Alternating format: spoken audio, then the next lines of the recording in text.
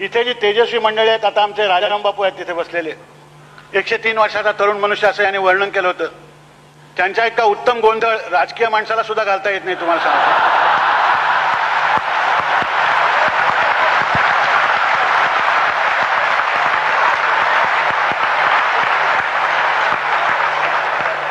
आजची 1000 माणसं राजकीय म्हणून जमलेली नाही आहे, ते मला माहिती आहे, म्हणून मी धाष्ट केलं. त्याचं आपण सहसा कोणाला दुखवत नाही, सत्तेच्या माणसांना तर नाहीच. तर असे राजाराम बापू आहेत. त्याच्यानंतर आपण नेहमी विद्वत्ता म्हणजे प्रखर वगैरे असं बोलत असतो, नेहमी तेजस्वी, जळजळीत वगैरे.